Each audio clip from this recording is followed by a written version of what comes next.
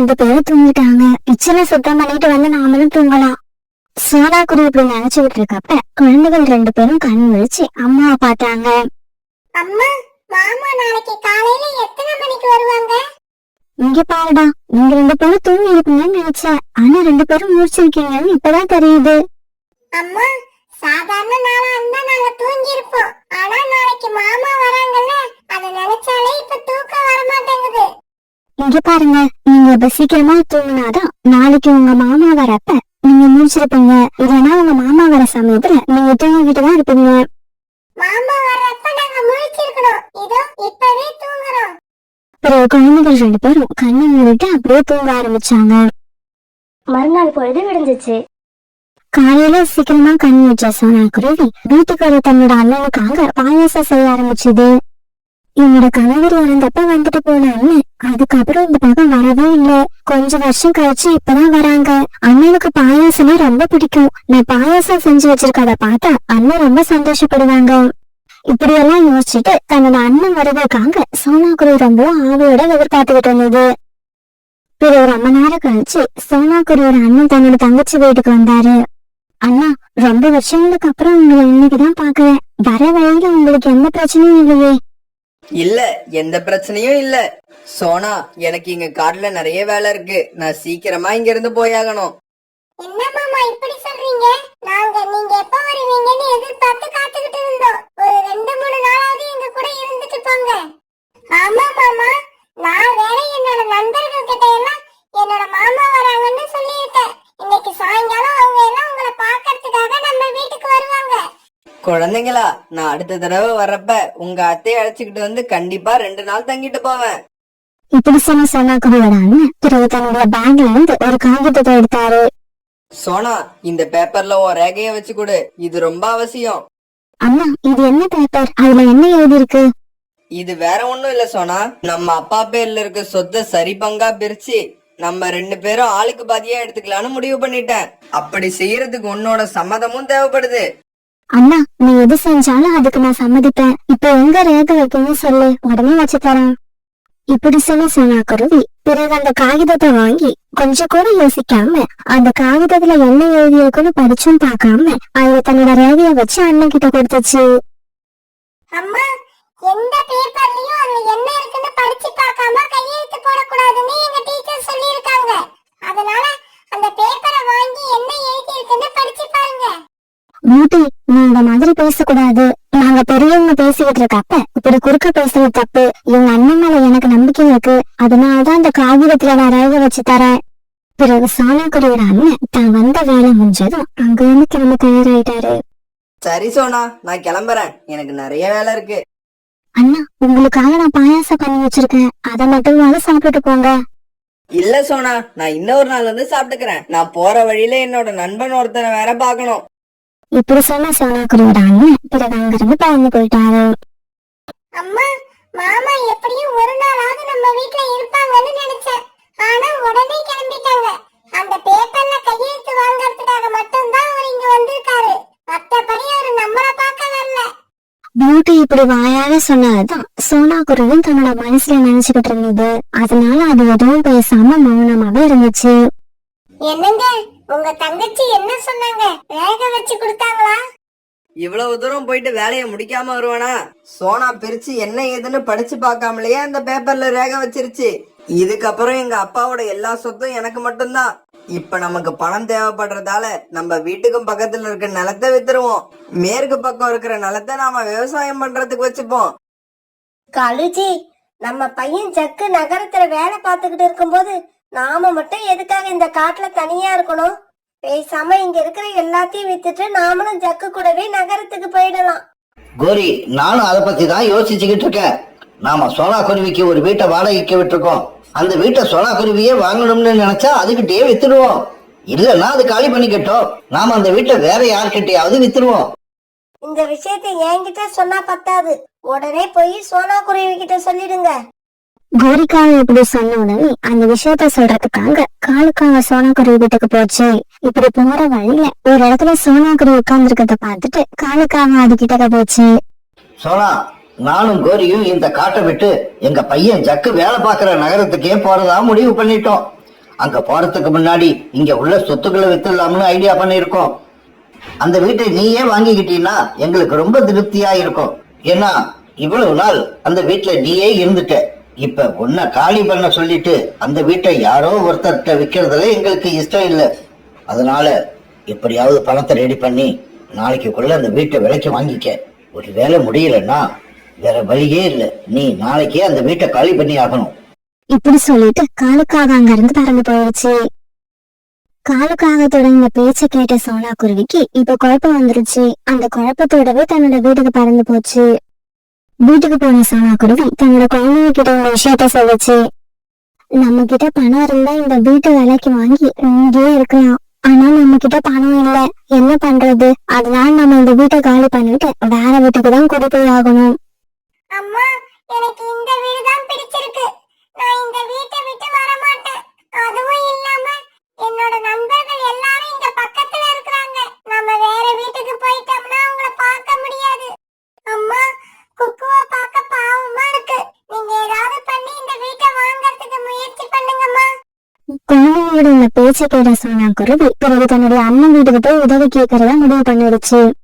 சரி, நாளைக்கு நாம எல்லாரும் உங்க மாமா வீட்டுக்கு போவோம். அங்க உங்க தாத்தாவுக்கு சொந்தமான நிலம் இருக்கு. அதுல எனக்கு சேர வேண்டிய பாகத்தை விட்டு அந்த பணத்தை எடுத்துட்டு வந்து இந்த வீட்டை விலைக்கு வாங்குவோம். பிறகு மறுநாள் சோனா குருவி குழந்தைங்களை கூப்பிட்டுக்கிட்டு தன்னோட அண்ணன் வீட்டுக்கு பறந்து போச்சு. போற வழியில சோனா குருவி ஒரு இனிப்பு பண்டங்கள் விக்கிற கடையில தன்னோட குழந்தைங்களுக்கு ஸ்வீட் வாங்கி கொடுத்துச்சு. பிறகு தன்னோட அண்ணனுக்கு கொஞ்சம் ஸ்வீட் வாங்கிக்கிட்டு மறுபடியும் பறந்து போக ஆரம்பிச்சாங்க. இப்படி போனவங்க சீக்கிரமாவே சோனா குருவியோட அண்ணன் வீட்டுக்கு போய் சேர்ந்துட்டாங்க. என்ன சொன்னா திடீர்னு வந்து நிக்கிற? ஏதாவது முக்கியமான விஷயமா? ஆமா அண்ணி, அண்ணன் கிட்ட ஒரு முக்கியமான விஷயமா பேசணும், அதுக்காக தான் வந்தேன். உங்க அண்ணன் இப்ப வர்ற நேரம். நான் டீ போட்டு எடுத்துக்கிட்டு வரேன், சாப்பிடுங்க. அதுக்குள்ள உங்க அண்ணன் வந்துருவாரு. பசங்களா, நீங்க 2 பேரும் வீட்டுக்கு பக்கத்துல இருக்கிற நம்ம வயல்ல போய் விளையாடுங்க. மாமா வந்த உடனே நான் வந்து உங்களை அழைச்சிட்டு வரேன். சோனா, நம்ம வீட்டுக்கு பக்கத்துல இருக்கிற வயல் இப்ப நம்மளோடது கிடையாது. அத விற்பனை பண்ணியாச்சு. என்னது, இந்த வயலை வித்துட்டீங்களா? வீட்டுக்கு வந்தப்ப கூட அண்ணன் இத பத்தி என்கிட்ட எதுவுமே சொல்லல. அப்பாவுக்கு சொந்தமான நிலத்தை என்ன கேட்காம அண்ணன் எப்படி விற்க முடியும்? உங்க அண்ணன் இப்ப வந்துருவாரு. இந்த கேள்வியெல்லாம் உங்க அண்ணன் கிட்டயே கேட்டுக்கோ. சோனா குருவியோட அண்ணன் இப்படி சொல்ற சமயத்துல அவங்க அண்ணனும் வீட்டுக்குள்ள வந்துட்டாரு.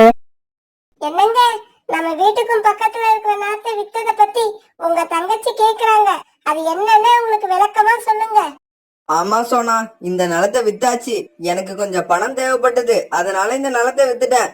அண்ணா, உனக்கே தெரியும், என்னோட கணவர் இறந்ததுக்கு அப்புறம் நான் வாடகை வீட்டுலதான் குடியிருக்கேன். ஆனா இப்ப ஹவுஸ் ஓனர் வந்து அந்த வீட்டை விற்க போறதா சொல்லிட்டாங்க. அதனால எனக்கு சேர வேண்டிய பங்கை வித்து அந்த வீட்டை வாங்கலாம்னு முடிவு பண்ணி நான் இங்க வந்தேன். அப்பாவோட சொத்துல உனக்கு சேர வேண்டிய பங்குன்னு எதுவும் கிடையாது. அப்பாவோட சொத்துல எனக்கு எதுவும் தேவையில்ல. எல்லாத்தையும் நீயே எடுத்துக்கன்னு எழுதியிருந்த பத்திரத்துல அன்னைக்கு உங்க வீட்டுக்கு வந்தப்ப ரேக வச்சு கொடுத்தியே, அத மறந்துட்டியா? தன்னோட அண்ணன் இப்படி சொன்னதை கேட்ட சோனா குருவிக்கு இப்ப பயங்கர அதிர்ச்சி ஆயிடுச்சு. அண்ணா, உங்க மேல அவங்க நம்பிக்கையாலதான் அன்னைக்கு நீ சொன்ன உடனே அந்த பத்திரத்துல நான் ரேக வச்சு கொடுத்தேன். நீங்க இப்படி ஏமாத்துவீங்கன்னு நான் நினைக்கவே இல்ல. இங்க பாரு சோனா, இப்படி எல்லாம் பேசாத. அன்னைக்கு உங்க அண்ணன் வீட்டுக்கு வந்தப்ப நீயா இஷ்டப்பட்டுதான் அந்த பத்திரத்துல ரேக வச்சு கொடுத்திருக்க. உங்க அண்ணன் ஒண்ணு வலுக்கட்டாயப்படுத்தி அதுல ரேக வைக்க சொல்லல. கொக்கும் பியூட்டியும் நடந்தது எல்லாத்தையும் எதுவும் பேசாம பாத்துக்கிட்டு இருந்தாங்க. அவங்களால என்ன நடக்குதுன்னு எல்லாத்தையும் புரிஞ்சுக்க முடிஞ்சது. இங்க பாரு சோனா, உன்னோட கல்யாணத்துக்கு நானும் செலவு பண்ணிருக்கேன். அதையெல்லாம் நினைச்சு பாரு. அதையெல்லாம் நினைச்சு பாக்குற மனசு இருந்தா அவங்க எதுக்கு சொத்துல பங்கு கேட்டு இங்க வராங்க? இந்த காலத்துல அண்ணன் தம்பி எல்லாம் முக்கியம் இல்லைங்க, சொத்து தான் முக்கியம். சோனா, இப்பவும் சொல்றேன், நான் உன்னை ஏமாத்தல. உன் கல்யாணத்துக்கு நான் எழுதி வச்ச செலவு கணக்கு அப்படியே இருக்கு. வேணும்னா எடுத்துக்கிட்டு வரேன், அத பாரு. அத பார்த்தன்னா சொத்துல பங்கு கேட்டு வந்தது எவ்வளவு பெரிய தப்புன்னு நீயே புரிஞ்சுப்ப. தன்னோட அண்ணனும் அண்ணியும் இப்படி எல்லாம் பேசுனதை கிட்ட சொன்ன குருவிக்கு அதுக்கப்புறம் அந்த வீட்டுல ஒரு நிமிஷம் கூட இருக்கிறதுக்கு விருப்பம் இல்ல. குழந்தைங்களை கிளம்புங்க, இதுக்கப்புறம் இந்த வீட்டுல இருக்கிறதுக்கு நமக்கு எந்த உரிமையும் இல்ல. இப்படி சொல்ல சோனா குருவி பிறகு தன்னுடைய குழந்தைங்களை கொட்டுக்கிட்டு அந்த வீட்டை விட்டு பறந்து போயிடுச்சு. என்னங்க, நல்ல வேலை நம்ம முன்னாடியே உங்க தங்கச்சி கிட்ட கையெழுத்த வாங்கி அந்த நிலத்தை வித்துட்டோம். இல்லன்னா இந்நேரம் பாதி பங்க உங்க தங்கச்சி கிட்ட கொடுக்க வேண்டி வந்திருக்கும். வீட்டுக்கு வந்த சோனா குருவி தன்னுடைய குழந்தைங்க கிட்ட இப்படி பேச ஆரம்பிச்சது. பியூட்டி, காகிதத்துல என்ன எழுதி இருக்குன்னு படிச்சு பார்க்காம கையெழுத்து போடுறது தப்புன்னு அன்னைக்கு நீ சொன்னப்ப எனக்கு புரியல. ஆனா இப்ப எங்க அண்ணன் எனக்கு நல்லா புரிய வச்சுட்டாரு. இப்படி சொன்ன சனா குருவி கண்ணீர் விட்டு அழ ஆரம்பிச்சது.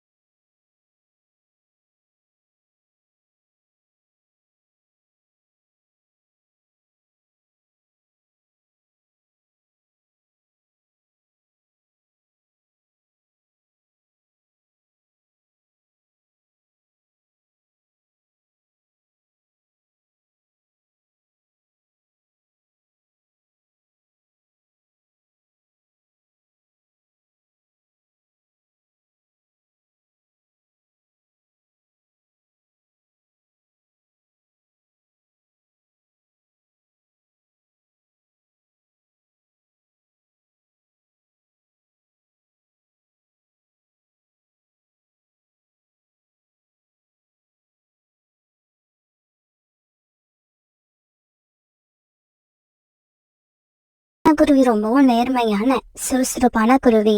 அது தன்னோட வயல்ல தக்காளி, கேரட், கத்திரிக்காய் இப்படி நிறைய காய்கறிகளை பயிர் பண்ணி இருந்தது.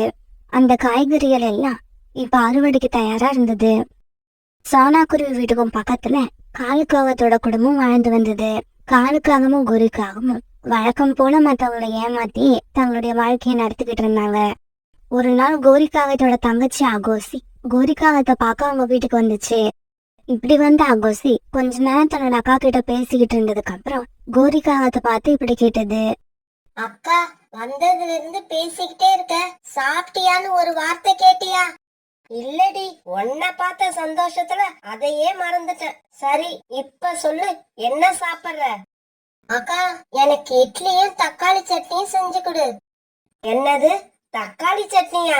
தக்காளி விக்கிற விலையில இப்ப என்னால தக்காளி சட்னி அரைக்க முடியாது. வேணும்னா ஒண்ணு பண்ணு, பக்கத்துல இருக்க சோனா குருவியோட வயல்ல தக்காளி பயிர் பண்ணிருக்கு. நீ அங்க போய் யாரும் இல்லாத சமயமா பார்த்து ஒரு 4 தக்காளிய பறிச்சுக்கிட்டு வந்துரு. மீதிய நான் பாத்துக்கிறேன். இவ்வளவுதானா? நீ மீதி எல்லாத்தையும் ரெடி பண்ணு, நான் தக்காளியோட வரேன். இப்படி சொன்ன அகோசி உடனே சோனா குருவி வயலை நோக்கி பறந்து போச்சு. அடடா, தக்காளி எல்லாம் நல்லா பழுத்து பாக்குறதுக்கு ஜோரா இருக்கு. இப்படி நினைச்ச அகோசி ஒரு செடியில இருந்த எல்லா தக்காளியையும் பறிக்க ஆரம்பிச்சது. இப்படி பறிச்ச தக்காளியில பழுத்த தக்காளிகளை மட்டும் தனியா எடுத்துக்கிட்டு காய் தக்காளிகளை அங்கேயே போட்டுடுச்சு. பழுத்த தக்காளியை எடுத்துக்கிட்டு அகோசி கேம்ப் போற நேரத்துல சோனா குருவி அங்க வந்துச்சு. காகமே நில்லு, யாரை கேட்டுட்டு நீ இந்த தக்காளியை எல்லாம் பறிச்ச? நான் யாரையும் கேட்கணும்னு அவசியம் இல்ல. எங்க அக்கா இந்த வயல்ல இருந்து தக்காளிய பறிச்சுக்கிட்டு வர சொன்னாங்க. எங்க அக்கா பேரு என்ன தெரியுமா? கோரி. இங்க பாரு, உங்க அக்கா பேரு என்னவா வேணாலும் இருந்துட்டு போகட்டும். பழுக்காத தக்காளியை எதுக்கு இப்படி பறிச்சு வீணாக்குன? நல்லா பழுத்த தக்காளியில சட்னி அரைச்சாதான் சட்னி நல்லா இருக்கும். எனக்கு அந்த காய்கள் தேவையில்லை, அதனாலதான் கீழே போட்டுட்டேன். இங்க பாரு, உன்னை பார்த்தாலே எனக்கு எரிச்சலா இருக்கு. மரியாதையா இந்த இடத்த விட்டு ஓடிடு. அது எப்படி நான் மட்டும் ஓட முடியும்? தக்காளியை எடுத்துக்கிட்டு தான் ஓடுவேன்.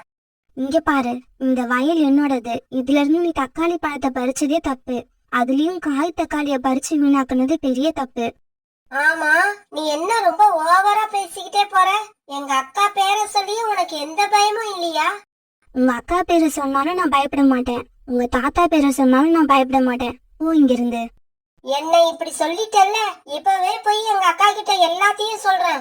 சொல்லு சொல்லு, உங்க அக்கா கிட்ட மட்டும் இல்ல, யாருகிட்ட வேணாலும் சொல்லு. சோனா குருவி இப்படி சொன்னதும் கோரிக்காகத்தோட தங்கச்சி அகோசி கோபத்தோட அந்த இடத்த விட்டு பறந்து போச்சு. அக்கா அக்கா, நான் அந்த சோனா குருவி வயல்ல போய் தக்காளி பறிச்சேனா, அதுக்காக அந்த குருவி என்ன கண்ணா பின்னான்னு திட்டி அந்த இடத்த விட்டு விரட்டிடுச்சு.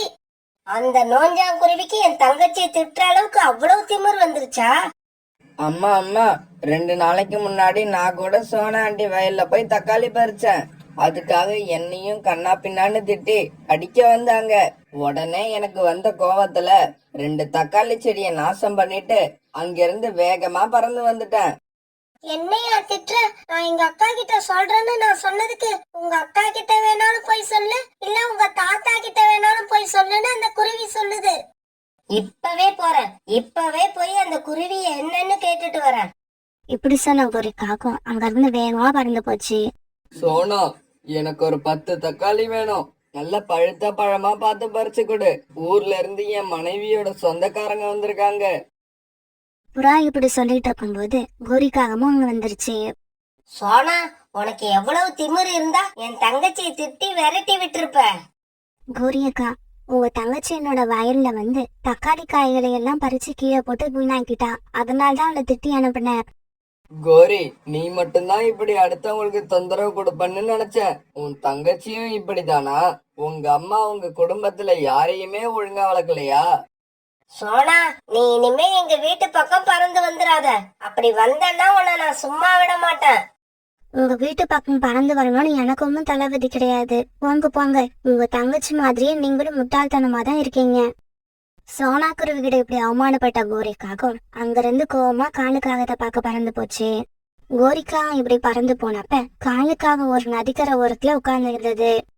காலுக்காகத்துக்கிட்ட போன கோரிக்காகம் நடந்தது எல்லாத்தையும் காலுக்காகத்துக்கிட்ட சொல்லுச்சு. என் தங்கச்சி அவமானப்படுத்துறது மட்டும் இல்லங்க, நியாயத்தை கேட்க போன என்னையும் வாய்க்கு வந்தபடி திட்டி அவமானப்படுத்திருச்சு அந்த சோனா குருவி.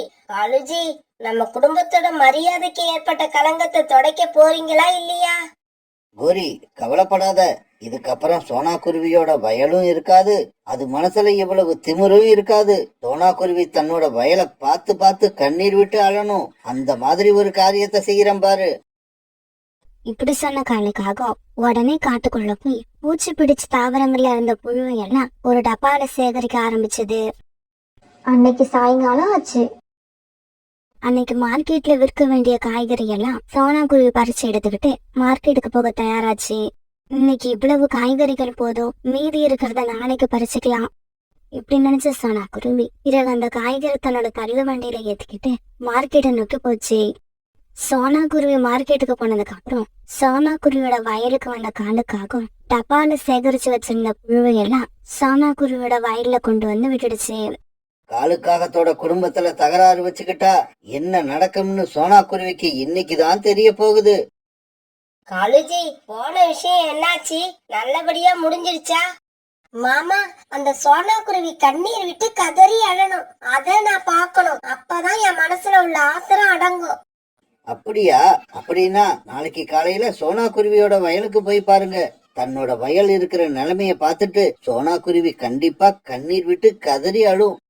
மறுநாள் பொழுது விடிஞ்சிச்சு. மறுநாள் காலையில தன்னோட வயலுக்கு வந்த சோனா குருவி வயல் இருந்த நிலைமைய பார்த்துட்டு கண்ணீர் விட்டு அழுதுது.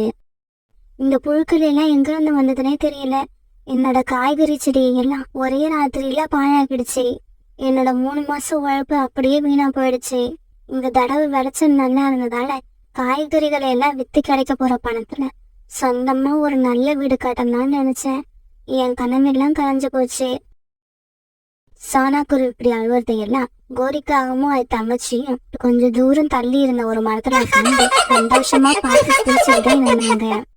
அகோசி, உன்னையும் என்னையும் திட்டின அந்த சோனா குருவி எப்படி அழுதுகிட்டு இருக்குன்னு பாரு. இந்த குருவி மட்டும் இல்ல, என்னோட கோரி அக்கா கிட்ட யாரு பிரச்சனை பண்ணனாலும் அவங்க இப்படிதான் அழுதாகணும்.